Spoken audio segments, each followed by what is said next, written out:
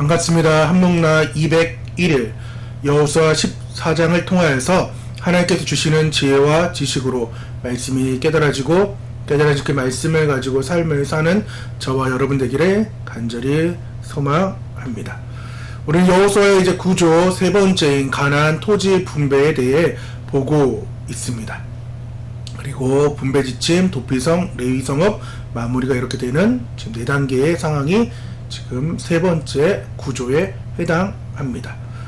오늘 14장의 개요는 가나안 땅 분배가 시작될 무렵 유다 자손들이 길갈에 있는 여호수아에게 나옵니다.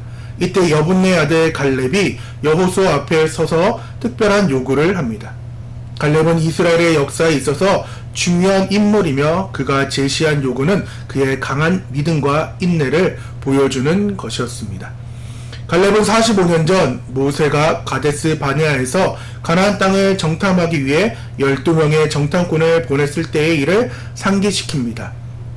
그때 대부분의 정탐꾼들은 가나안 땅의 거민들과 견고한 성읍들을 보고 두려움에 사로잡혀 우리는 능히 그 백성을 치러 올라가지 못하리니 그들은 우리보다 강하니라 라고 부정적인 보고를 했습니다.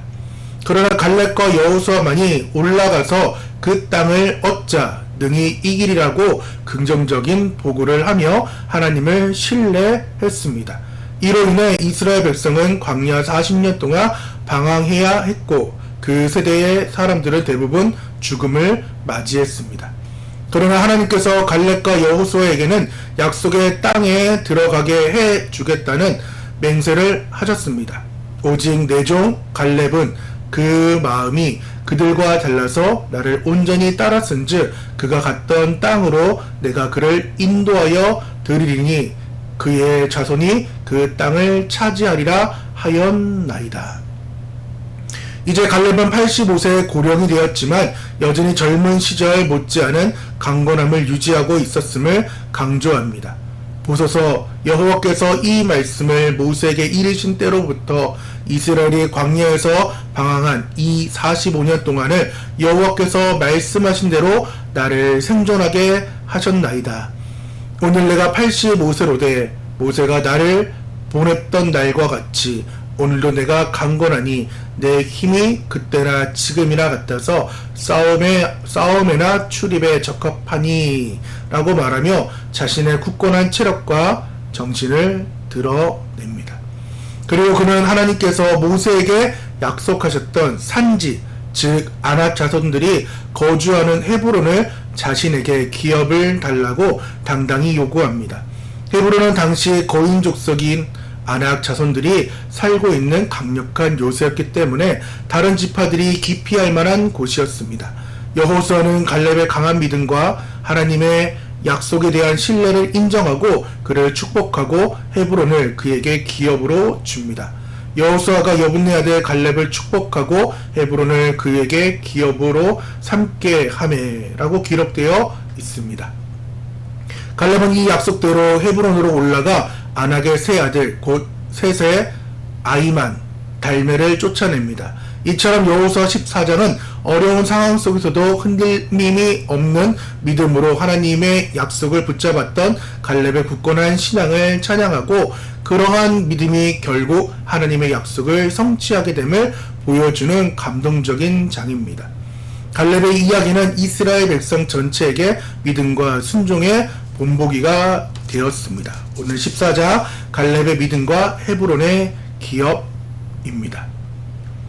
오늘의 단어는 헤브론 필요입니다.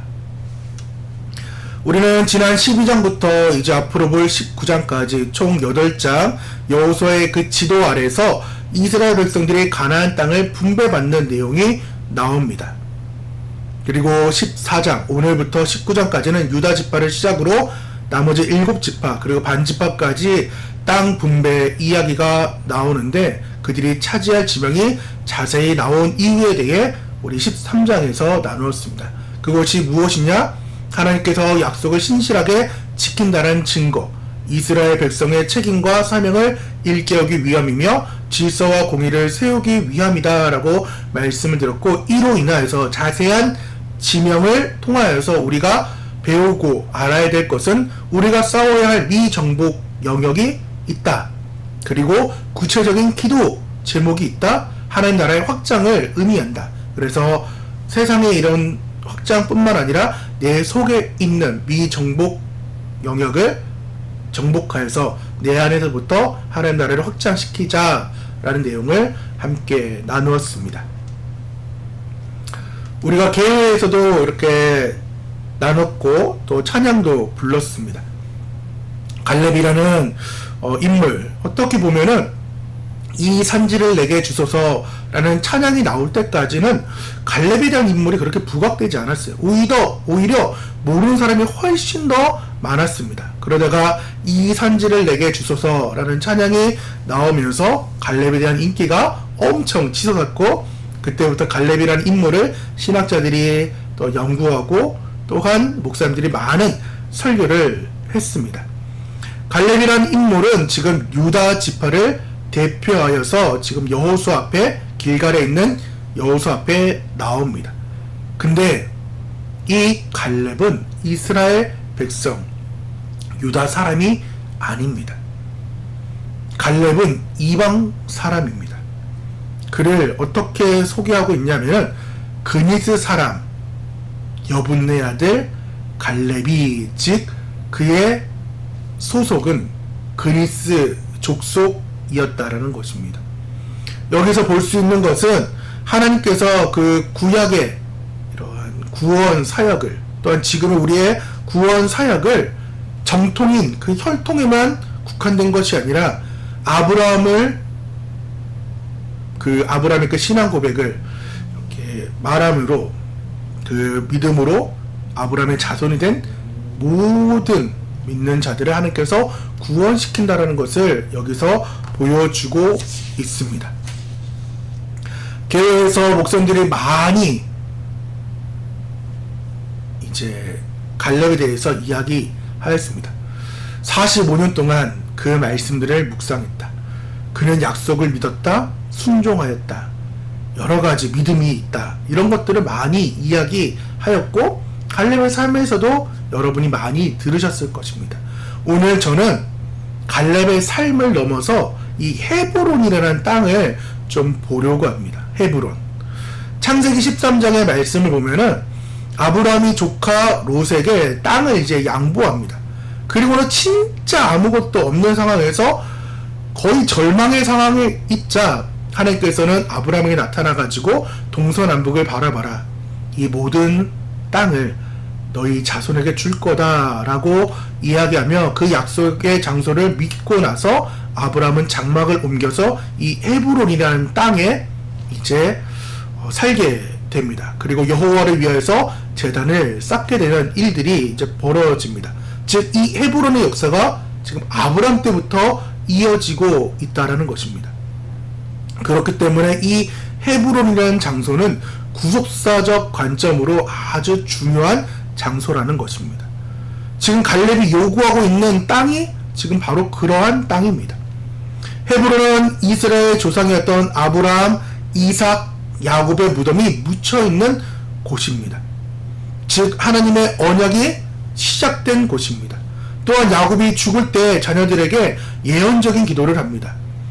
49장 9절 10절에 유다에게 한 이제 기도인데, 유다는 사자 새끼로다. 내 아들아, 너는 움킨 것을 찢고 올라갔도다. 그가 엎드리고 웅크림이 수사자 같고 암사자 같으니 누가 그를 범할 수 있으랴. 규가 유다를 떠나지 아니하며 통치자의 지팡이가 그 발 사이에서 떠나지 아니하시기를 실로가 오시기까지 이르리니 그에게 모든 백성이 복종하리로다. 아멘. 야곱은 지금 유다 지파에 대해 유다에게 이러한 축복을 주시는데, 실로는 오실 그리스도를, 예수님을 말하고 있습니다. 근데 이 예수님이 어디서, 어느 지파를 통해서 온다고요? 유다 지파를 통하여서 온다라는 것입니다.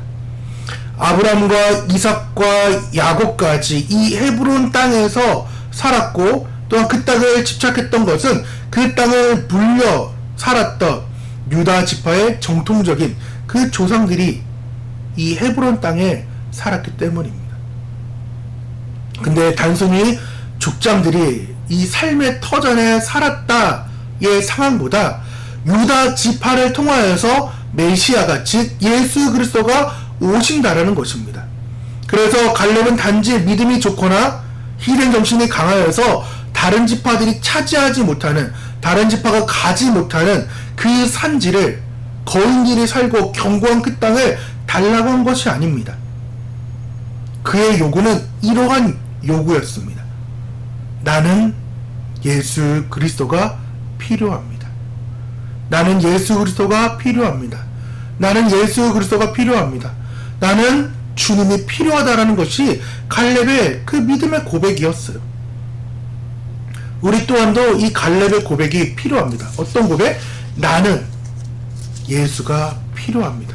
나는 예수 그리스도가 필요합니다. 나는 주님이 필요하다라는 그러한 고백이 우리 가운데 꼭 있어야 된다라는 것입니다. 헤브론을 달라고 한다는 것은 나는 예수가 필요하다라는 그 사실을 말하고 있는 것입니다. 갈렙은 겉사람은 비록 늙었고 보잘것없는 것처럼 보였습니다. 하지만 그의 속사람은 날로 새로워진 그러한 사람이었습니다. 45년보다 오히려 지금 이 산지를 내게 주소서라고 헤브론을 달라고 했던 그 모습이 오히려 더 강건한 모습으로 지금 여호수아에게 이야기하는 것입니다. 그렇기 때문에 이 갈렙, 즉 말씀으로 묵상하고 순종하고 나는 주님이 필요하다라는 이 일로 인하여서 여호수아에서 말하는 그 형통한 삶을, 즉 땅을 기업으로 얻고 하나님께 그러한 칭찬을 받는 그러한 사람이 되었다라는 것입니다.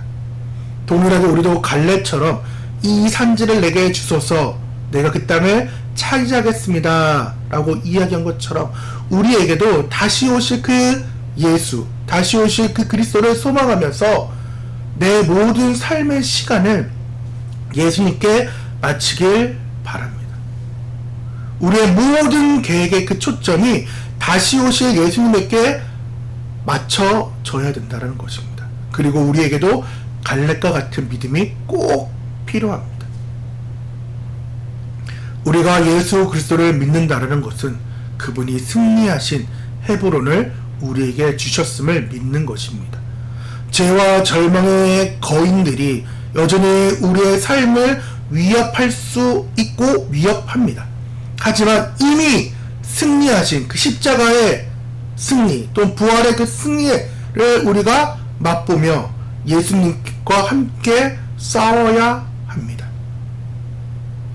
갈렙이 45년 동안 하나님의 말씀을 붙잡았던 것처럼, 기다렸던 것처럼 우리도 예수 그리스도의 재림을 기다리길 바랍니다. 그리고 믿음으로 싸워 이겨내는 저와 여러분 되기를 간절히 소망드립니다.